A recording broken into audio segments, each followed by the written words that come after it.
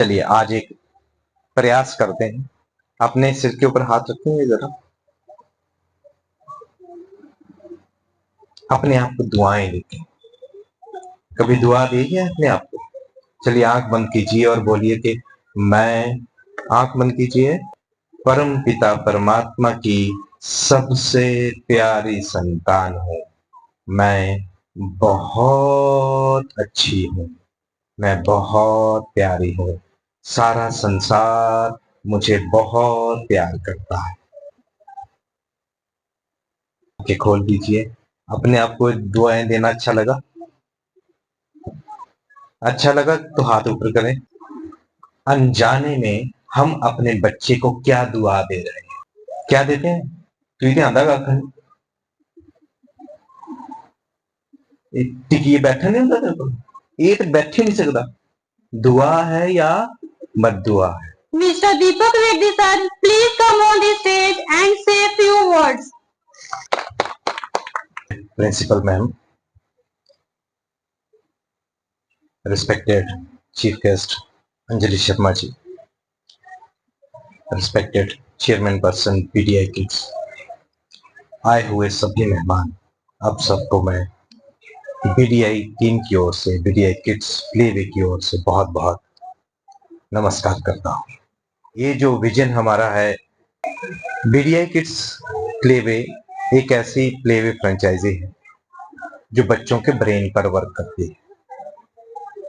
क्या आप मुझे सुन पा रहे हैं? आप सोच रहे होंगे ब्रेन पर कैसे वर्क करती है। वैसे तो हम सब लोग ब्रेन पर वर्क करते हैं, बच्चों के ब्रेन पर वर्क करते हैं, अपने ब्रेन पर वर्क करते हैं। उससे पहले मैं आपसे एक सवाल पूछना चाहता हूँ। हम दुनिया की हर चीज के बारे में सोचते हैं। जैसे आज प्रोग्राम शुरू होना था तो सब लोग सोच रहे थे कि ये प्रोग्राम कैसे होगा, यहाँ दीप प्रज्वलित होगा, यहाँ पोडियम लगेगा, और दिन भर में और पूरी जिंदगी हम हमेशा इन चीजों के बारे में, अलग अलग चीजों के बारे में सोचते रहते हैं। क्या हम कभी अपने ही ब्रेन के बारे में सोचते हैं? और सबसे इंपॉर्टेंट चीज कि how my brain is working, मेरा ब्रेन कैसे वर्क करता है। और फिर देखना है कि हमारे बच्चे का ब्रेन कैसे वर्क करता है। मेरा ब्रेन और बच्चे का ब्रेन दोनों का अलग अलग ब्रेन है। क्या इस दुनिया में कोई ऐसा पर्सन है जिसके ब्रेन एक जैसे हैं? दो पर्सन क्या मैच कर सकते हैं? परमात्मा ने जिसको रचा है, सबका ब्रेन बिल्कुल अलग अलग है। सबके ब्रेन की कैपेसिटी अलग है, सबके ब्रेन की क्षमता बिल्कुल अलग है। लेकिन हम क्या करते हैं, बच्चों में कंपटीशन की भावना पैदा करते हैं। हमें अपना बच्चा कैसा लगता है कि तुम्हें उसके जैसा बनना है। हम क्या सोचते हैं, तुम्हें दूसरे बच्चे के जैसा बनना है। क्या ऐसा पॉसिबल है? ऐसा पॉसिबल है? एक बच्चे ने 98% मार्क्स लिए, एक ने लिए 93, और आपको अपना बच्चा नहीं दिखेगा। क्या दिखेगा? कि वो 98 किसने ले लिए ज्यादा। तुम्हें उसके जैसे बनना है। क्यों बनना है? हो एक्चुअली मार्क्स की यहाँ बीडीए किट्स में कोई कभी बात नहीं करेगा, कभी बात नहीं की जाएगी। मार्क्स हमारे लिए मैटर नहीं करते। मैडम जी, माता जी, कापियां पढ़ना मता जरूरी है या दिमाग च किश होना जरूरी है? दिमाग च होना चाहिए। कॉपीज भर जाएंगी, कॉपीज वो खुद भरेंगे।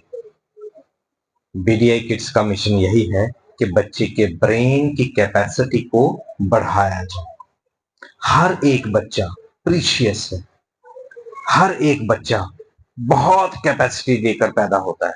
लेकिन अनजाने में हम माता पिता क्या करते हैं, अपना एक छोटा सा जो हमारा विजन होता है, हमारा अपनी एक सोच होती है, हम बच्चे के ब्रेन के ऊपर रख देते हैं कि तुझे ये बनना, तुझे उस बच्चे के जैसा बनना है, तुझे उस बच्चे के जैसा बनना है।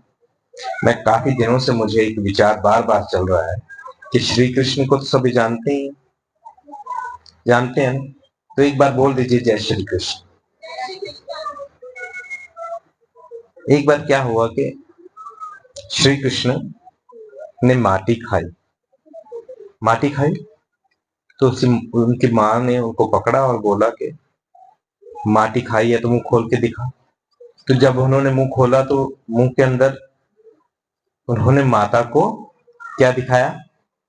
पूरे ब्रह्मांड के दर्शन करा दिए। पूरे ब्रह्मांड के अंदर। बचपन से ही ये सवाल मेरे दिल में उठता था कि अगर ये ब्रह्मांड उनके मुंह के अंदर है तो वो कहां खड़े हैं? कृष्ण कहां खड़ा है? फिर काफी सालों की सोच के बाद, रिसर्च के बाद ये समझ में आया कि वो उन सभी माता पिताओं को समझा रहे थे। एक सिंबॉलिक कहानी उन्होंने हमारे सामने श्री कृष्ण ने रखी कि आपके बच्चे के अंदर भी पूरा ब्रह्मांड है, वो पूरे ब्रह्मांड का मालिक बन सकता है, लेकिन हम उसे क्या बनाते हैं? अपनी सोच के मुताबिक छोटा सा कुछ बनाने की कोशिश करते हैं। और उसी दौड़ में हम जब छोटे थे तो बहुत पीछे छूट गए, और आज कहीं ना कहीं हम अपने बच्चों को भी पीछे रहने की वो पाठ पढ़ा रहे हैं, क्योंकि हमारा अपना विजन कितना है, क्या सोच सकते हैं हमें अपने बच्चों को क्या बनाना है? विजनरी बनाना है कि वो कुछ अच्छा सोच सकें, इतना बड़ा सोच सकें जिससे वो सिर्फ, हम सोचते हैं कि हमारा बच्चा पढ़ेगा लिखेगा और उसके बाद क्या लेगा? नौकरी मिलेगी। नौकरी मिलने के बाद उसकी पढ़ाई धरी की धरी रह जाती, कहीं काम नहीं आ रही है ना? किसी बच्चे ने अगर पोस्ट ग्रेजुएशन की हो और उसका इंटरव्यू हो और उसको पूछा जाए कि तुम कर क्या सकते हो, तो कोई जवाब होता है बच्चे के पास? कोई बता सकता है? कर कुछ नहीं सकता, लेकिन ग्रेजुएशन कर ली है, पढ़ाई, क्योंकि वो पढ़ाई उसने की इसलिए है कि उसको नौकरी लेनी है। मैं थोड़े दिन पहले हम एक घर में गए थे, बच्चा पढ़ रहा था, हमने उसको पूछा क्या कर रहे हो? बोलता इग्नू में मैंने एडमिशन ली है। क्यों ली है? कुछ पता नहीं। विजन क्या है? कोई पता नहीं है। हमने पूछा क्या करोगे? फार्म लगाए, लाए थे फार्म। कहाँ लगाया? लगाए हैं 3-4 जगह, 3-4 अलग अलग फील्ड में लगाए हैं। कोई हो जाएगा तो आपको क्या लगता है कि अगर कोई उसकी जॉब लग गई, क्या उस जॉब में वो खुश रह पाएगा? उसके मन का है ही। द्रोणाचार्य ने क्या किया था? द्रोणाचार्य ने अपने बच्चों को जब वो सिखाते थे गुरुकुल में, जब कौरवों को और पांडवों को पढ़ाते थे, सिखाते थे, तो क्या सिखाते थे? कि तुम्हें नौकरी करनी है आगे जाकर? क्या सिखाते थे? बस कुछ कुछ द्रोणाचार्य से बीडीआई किड्स प्लेवे मिलता है उसी गुरुकुल के साथ साथ, क्योंकि हमारे भारत की परंपरा को जिस तरह से तोड़ा गया है ना एजुकेशन में, उसको वापस लाने की हमारी एक कोशिश है। और वो कोशिश आपको मैं अभी बताता हूं क्या कोशिश है। जैसे 5 उंगलियां हैं, 5 पांडव थे, तो पांचों उंगलियां बराबर नहीं होती, लेकिन हमें सारी उंगलियां, सारे बच्चे अपने बराबर चाहिए। द्रोणाचार्य थे, उन्होंने भीम को गदा चलाना सिखाई। कौन सा स्किल उसका डेवलप हुआ? गदा चलाने का। वो था क्रॉस मोटर स्किल, जो आपके बच्चों का भी बीडीआई किड्स क्या करेगा? स्किल डेवलप करेगा। और अर्जुन को क्या सिखाया? उसको गदा नहीं चलाई, गदा उसने चलाई नहीं। अगर हमारी तरह टीचर होते आज के, तो वो सबको बोलते चलो सबको गदा चलानी है? ऐसा होता ना? सबको एक ही लाइन में खड़े करना है, जिसको नहीं आई फिर उसको मारना है, फिर कहना भीम तो चला लेता, तुम क्यों नहीं चला पाए? देखो भीम कितनी अच्छी गदा चलाता है। अर्जुन का तो, उसका तो धनुष्वाण पता भी नहीं होता हमें कि वो धनुष भी चला सकता है। लेकिन अर्जुन को धनुष्वाण इसलिए सिखाया क्योंकि उसका फाइन मोटर स्किल हाई था।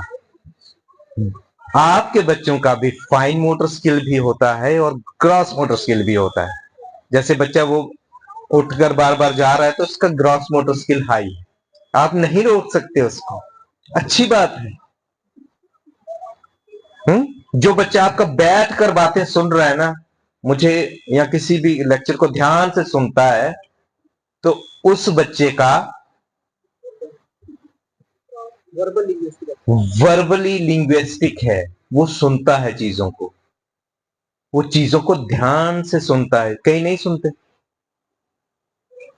तो अगर द्रोणाचार्य ने भी वैसा ही किया होता तो शायद कौरव जीत गए होते। तो ऐसे ही मेरे देश की परंपराएं, जिनका अंग्रेजों को पता था कि ये कैसे होता है, और एजुकेशन सिस्टम में इस तरह से घुसे कि उसको खराब कर दिया गया। आज बीडीआई किड्स ने अपनी रिसर्च में, बहुत सालों की रिसर्च है हमारी, उससे पहले एक साल में अगर कोई रिसर्च होती है तो पिछले 100 साल की किताबें पढ़कर रिसर्च की जाती, और जितनी भी किताबें उससे पहले आती हैं बच्चों पर लिखी गई, सब पे रिसर्च करने के बाद बीडीआई किड्स ने यह पाया कि हर एक बच्चा अपने आप में कंप्लीट है।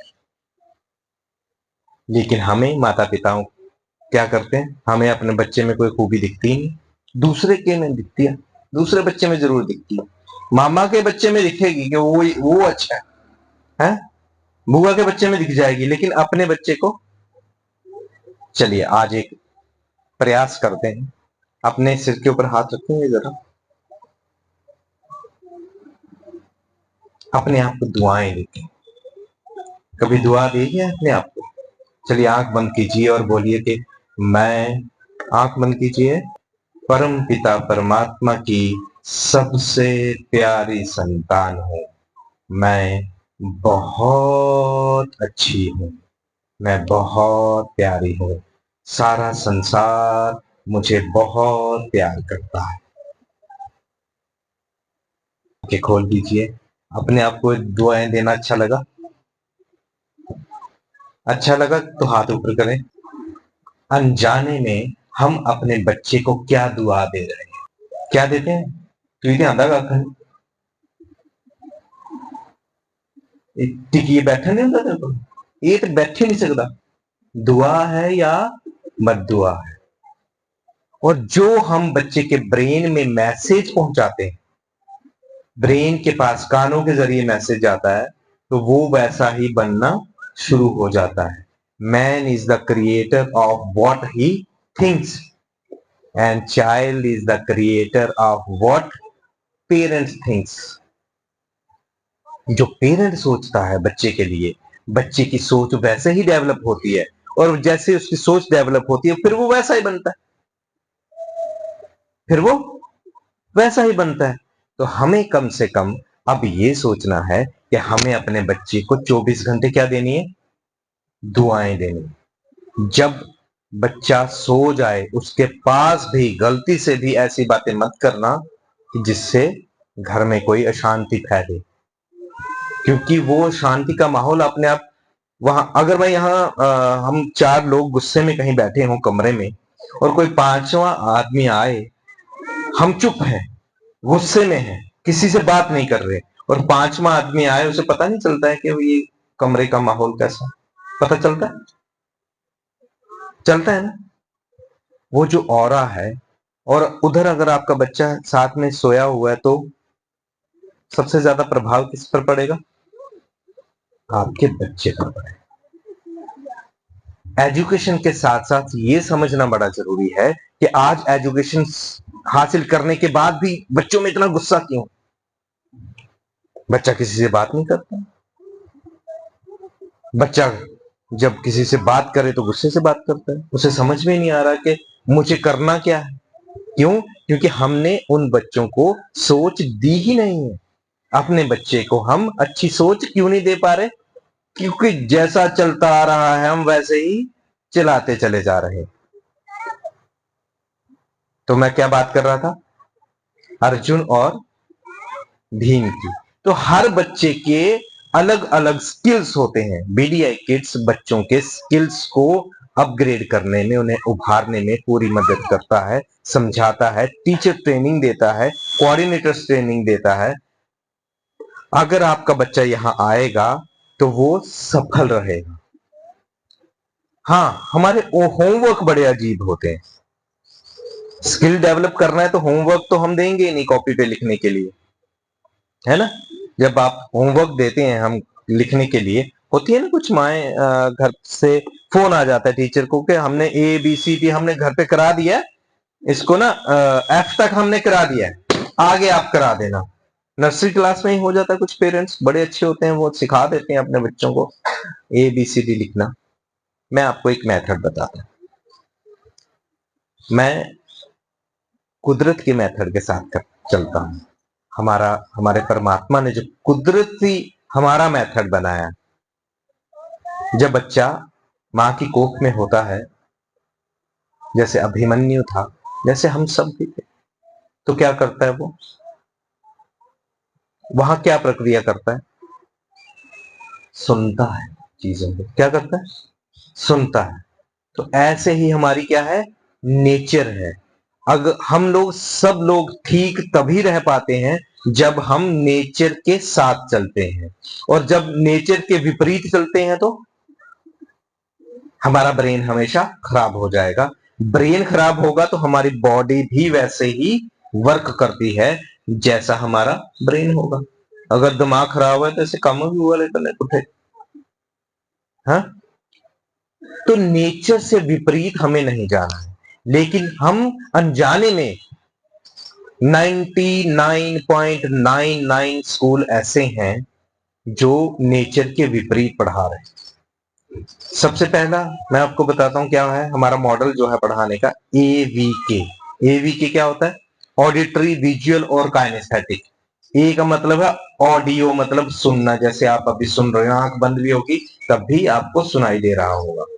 तो जब हम लोग जो माता पिता बच्चे को ABCD लिखा देते हैं, आप हम कहाँ गलती करते हैं? ए मतलब ऑडियो, तो जब ए सिखानी थी तो सबसे पहले क्या सिखाना था? उसका ऑडियो सिखाना था कि ए की आवाज कैसे होती है। फिर उसका विजुअल सिखाना था, और उसके बाद वो क्या होता है वो दिखाना। हम पहले क्या करते हैं? पहले ही लिखाना शुरू कर देते हैं, के से चलते हैं काइनेस्थेटिक पे। हम पहले प्रैक्टिकल कराते हैं उसे। हाथ को या ब्रेन को सिखाना किसको था? ब्रेन में पहले ए की साउंड जाएगी, जो कुदरती मेथड है। कैसे? जैसे एरोप्लेन, एप्पल, एरो, और बहुत से हैं ए से। और जब ए बच्चा सुनेगा तो उसे लगेगा कि ये ए होता कैसे है। उसकी क्यूरियोसिटी होगी उसे कि ए मैंने सुन तो बहुत लिया, मैंने बहुत सुन लिया, मैंने बहुत सुन लिया। जैसे बहुत से चीजें हम पहले सुनते हैं तो उसकी क्यूरियोसिटी जागती है। ए के लिए बच्चे के मन में जिज्ञासा हुई कि ये ए होता क्या है। फिर उसे टीचर दिखाएगा कि ये ऐसे होता है, ऐसे करना है, ऐसे करना है, ऐसे करना है, ये हो, अच्छा ये होता है। तो वो भी पेंसिल पकड़ता है, खुद ही लिख लेता है। लेकिन हम इतना जोर लगा रहे हैं, उसे उल्टा पहले हम प्रैक्टिकल करा रहे थे।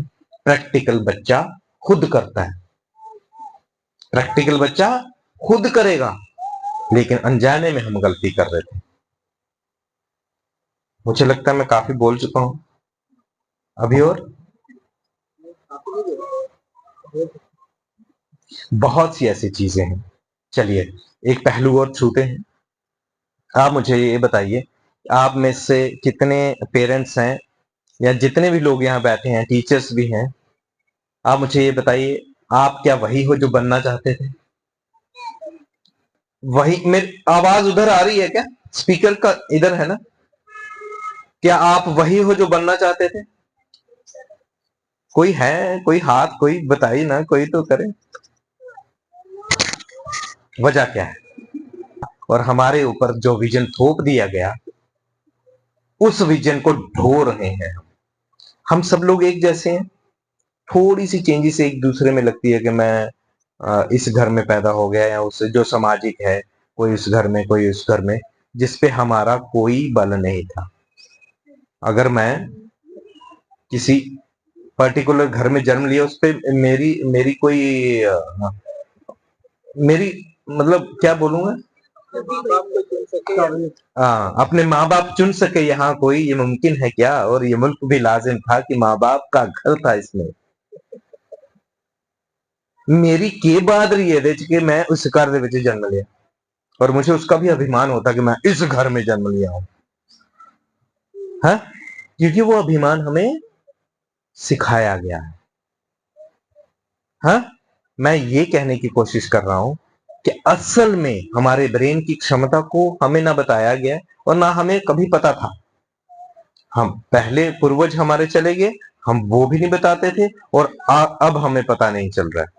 इसलिए हम सब लोग एक जैसे हैं, हम एक जैसा ही सोचते हैं, हमें एक जैसी नौकरी चाहिए। पहले हवा चली थी कि सब लोग आर्मी में जाते थे, हैं? डॉक्टर्स चाहिए, इंजीनियर्स चाहिए, है ना? तो उस एवज में बनना कुछ था, लेकिन डॉक्टरी कर ली है और इंजीनियर बन गए। लेकिन कितने कामयाब हैं इंजीनियर? यहां से लेके अगर भलवाल तक जाएं तो कितने इंजीनियर होंगे जो घर पे बैठे हैं, दुकान हार्डवेयर की बनाई हुई। क्यों? क्योंकि वो थे नहीं, वो हवा थी। उसको बोलते हैं कलेक्टिव कॉन्शियसनेस। अब एक और हवा है, यूपीएससी। अब सबको अपना बच्चा यूपीएससी चाहिए, सभी को अपना बच्चा यूपीएससी, उससे कम नहीं चाहिए। कितने बन पाएंगे? सारे यूपीएससी होंगे। देखिए एक और लाइन लग गई इधर, वो भी दुकान बनाकर बैठेंगे, क्योंकि नॉलेज उन्होंने जो हासिल की है कुछ अपनी ग्रोथ के लिए नहीं की है, उन्होंने यूपीएससी की नौकरी लेने के, जब नहीं मिलती है तो फिर कहते हैं कि छड्ड परे दुकान पहले नहीं हो, कहां गई?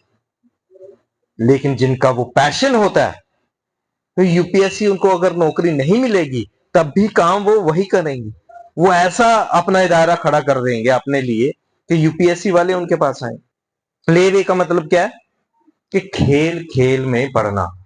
खेल खेल खेल कौन खेलेगा? कौन खेलेगा? बोलिए। टीचर्स खेलेंगे। जब तक टीचर्स खेल नहीं खेलेंगे, बच्चे कहां खेल पाएंगे? थोड़े दिन पहले हमारी एक वीडियो आई, हमारा चिनैनी एक स्कूल है, वहां से बच्चों की वीडियोस आती हैं। हम यहां से वीडियोस के जरिए जुड़े रहेंगे स्कूल के साथ। तो एक बच्चे ने बोला, पेरेंट घर पर वीडियो बना रहा है, सॉरी, तो बच्चा वीडियो में बोल रहा है कि पापा आज हमने वहां पर एक गेम खेली, पहले हमने बैलून्स के साथ गेम खेली, फिर अंडर द टेबल खेले। नर्सरी क्लास का बच्चा ऐसे बात कर रहा है। अंडर द टेबल गए, क्योंकि पहले दिन उन्होंने क्या सीख लिया? Under the table. हमें आज तक पता नहीं अंडर क्या होता है, इन क्या होता है और बिहाइंड क्या होता है। अंडर द टेबल वो सीख गया, प्ले प्ले में वो शब्द सीख गया। अंडर द टेबल गए, और फिर जब, और पापा हम हंसे भी। मुझे ये सुनकर ना मुझे बड़ा शौक सा हुआ कि बच्चे क्या स्कूल में हंसते नहीं है? खैर हम भी नहीं हंसते थे, हम भी चोरी चोरी बात करते थे। हंसी हंसी में, खेल खेल में, जब तक बच्चा पढ़, स्कूल में हंसना अलाउड नहीं होता। मैं देखो बड़ी क्लास की बच्ची है, नहीं होता है अलाउड। क्यों? क्योंकि टीचर का हमने जो पिक्चर बना रखी है ना, पहले तो पेरेंट्स ही बनाते हैं, चलो नहीं तो स्कूल पे जी होना है, चले काम कर। सुनानी है तेरी मैडम की? मैडम है या भूत है? है?